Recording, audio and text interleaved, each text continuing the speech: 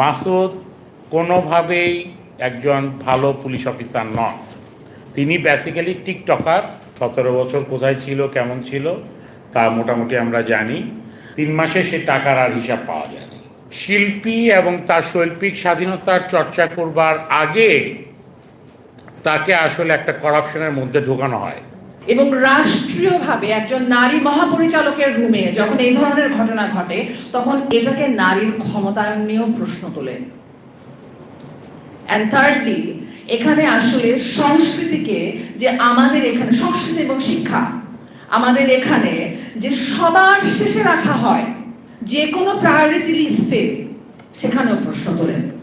বাংলাদেশে যেই দলটা এখন ক্ষমতায় আছে তার যিনি সংস্কৃতি মন্ত্রী ছিলেন আছেন এখন, তিনি আসার পরে তিনি বলেছেন বাংলাদেশে লতা মঙ্গেশকর, সোনু নিগম এবং নেহা কক্করের মতন শিল্পী তিনি তৈরি করতে চান। এই দলটি ক্ষমতায় আসার আগে বিজয় দিবস পেয়েছে 2টি, যেহেতু তারা 24 সালের আগে আর কখনো বাংলাদেশে ছিল না বলে ধরে নেওয়া যাচ্ছে।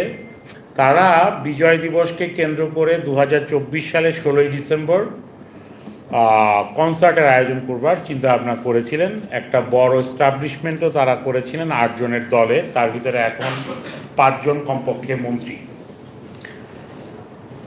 কোনো এক অজ্ঞাত কারণে সেই কনসার্ট আর হয় নাই। পরবর্তীতে সেটা স্বাধীনতা দিবসে সেই টাকাটা ব্যবহার করবার জন্য চেষ্টা করা হয়েছিল। সেই টাকাটা বিজয় দিবস থেকে স্বাধীনতা দিবসের সময় যদিও 6 মাস, কিন্তু স্বাধীনতা দিবস থেকে বিজয় দিবসের সময় 6 মাস কিন্তু বা 9 মাস, আর বিজয় দিবস থেকে স্বাধীনতা দিবসের সময় হলো 3 মাস। তার আগে আপনার আমার পরিচিত বাংলাদেশে আমরা এখন যেই ভাষায় কথা বলি, প্রমিত বাংলা বাদ দিয়ে সিনেমায় চলিত ভাষা ব্যবহার করবার চেষ্টা করি, মোস্তফা সরওয়ার ফারুকী প্রায় 1.5 বছর ক্ষমতায় না থাকলেও অল্প সময় প্রায় 14-15 মাসের মতন ক্ষমতায় ছিলেন। তার সম্পর্কেও এবং তার মন্ত্রণালয় সম্পর্কেও বিভিন্ন সংস্কৃতি মন্ত্রণালয় সম্পর্কে বিভিন্ন দুর্নীতির অভিযোগ শোনা যাচ্ছে। জুলাই মিউজিয়ামকে কেন্দ্র করেও শোনা যাচ্ছে। এখন সত্যি মিথ্যার বাইরেও যে সমস্যাটা আমাদের, সেটা হলো যে আইদার আমাদের প্রাক্তন বা সম্ভাব্য প্রাক্তন বন্ধুরা দুর্নীতির দায়ে অভিযুক্ত হচ্ছেন, আর না হলে মানবাধিকার হরণের শিকার হচ্ছেন এবং আক্রান্ত হচ্ছেন। এই বাস্তবতায় আমি ঋতু আপার সাথে একদমই একমত। ডিজি মহোদয় আপনাদের কাগজে লেখা, এটা এত মহোদয় টহোদয় লেখার কিছু নাই। জহিরুদ্দিন স্বপন থেকে শুরু করে তার যে প্রেস সেক্রেটারি এবং একই সাথে ডিজি এই চলচ্চিত্র ও প্রকাশনা অধিদপ্তরে, তারা সকলে জড়িত। কিভাবে জড়িত? কারণটা হলো ডিজি অফিসের রুমে যখন এই ঘটনাটা হয়, জহিরুদ্দিন স্বপন খুব দ্রুত স্টেপ নিয়ে আসেন, এসে ব্যবস্থা নেওয়ার চেষ্টা করেন। কিন্তু ডিজি মহোদয়ের ব্যাপারে তিনি কি ব্যবস্থা নেন? আপনাদের চোখে যিনি ডিজি মহোদয়, খালেদার রুমে যখন এই ধরনের একটা উচ্ছৃঙ্খল লোক এসে প্রবেশ করে, সে একজন চিত্রগ্রাহক মহাপরিচালকের রুমে প্রবেশ করার আগে তার অনুমতি নেওয়ার প্রয়োজন ছিল, তার সেক্রেটারির সাথে কথা বলার কথা ছিল, সেগুলো করেন নাই। না করে সে হুটহাট ঢুকে, এবং সেখানে আপনারা আবার বলছেন যারা আহত হয়েছেন, আক্রান্ত হয়েছেন, যে আমরা একটা নেগোসিয়েশন শেষ করছিলাম। এই নেগোসিয়েশন পার্টটা খুব জরুরি। এই নেগোসিয়েশন পার্টটা আমি আপনাদেরকে একটু জাস্ট এক লাইনে বলি। এই সকল মন্ত্রণালয় বা অধিদপ্তরে এমন কোনো মেকানিজম রাখা হয় না যেখানে জোহান, নাসিব, গোলাপ আবার আমাদের মতন মানুষরা ইন্ডিপেন্ডেন্টলি কোনো কাজ সেখানে করতে পারে এবং আমাদের পার্সোনাল ব্যাংকের চেক বই ব্যবহার করে বা আমরা টাকাটা তুলতে পারি, কিংবা আমাদের ব্যাংকের অ্যাকাউন্টে টাকাটা আসতে পারে।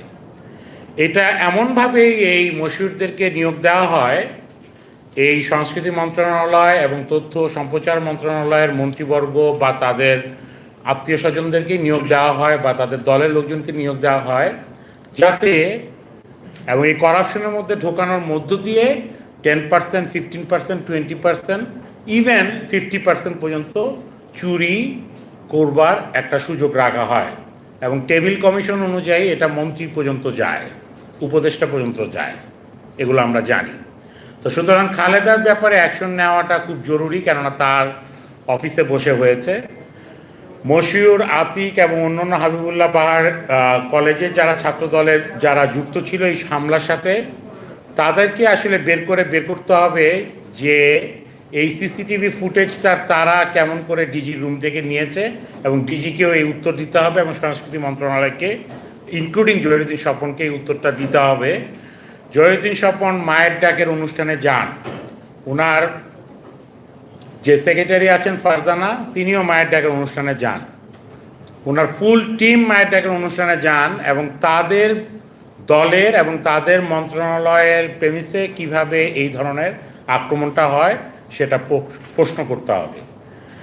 3 নাম্বার যে বিষয়টা আমি মনে করি যে এইখানে যে আক্রমণটা হয়েছে, এই আক্রমণটা বেসিক্যালি অনেক রকম বুদ্ধি দিয়ে হত্যা চেষ্টার মামলা এবং নানান কিছু আপনাদেরকে বুদ্ধি দিবে, এগুলো মামলা না করে বেসিক্যালি আপনাদেরকে হেফাজতে রাখা হয়েছিল।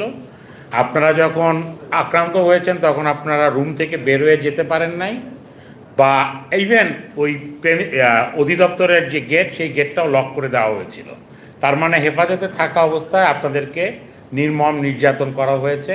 সুতরাং হেফাজতে নিবারণ মৃত্যু আইন যেটা আছে, হেফাজতে নির্যাতন ও নিবারণ মৃত্যু আইন যেটা আছে, সে আইনে মামলাটা করার চেষ্টা করতে হবে।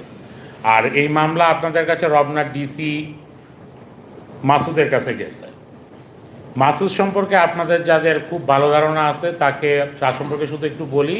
আমার নিজের ব্যক্তিগত অভিজ্ঞতা আছে, আরেকজন ভিকটিমকে সাহায্য করতে যেয়ে, তার পাশে কাজ করতে যেয়ে, যে সরোয়ার্দী উদ্যানে বৈশাখ লাইট জ্বালালেই হয়, যেখানে সাংস্কৃতিক কর্মীরা কাজ করে, লাইটের ব্যবস্থা করলেই হয় পার্কের ভিতরে, সে প্রতিদিন নাটক করে সাংবাদিক নিয়ে যেয়ে, এখানেরই হয়তো অনেক মোবাইল সাংবাদিকরা আপনারা যান, যে সেখানে আসলে তাকে একটা টিকটকে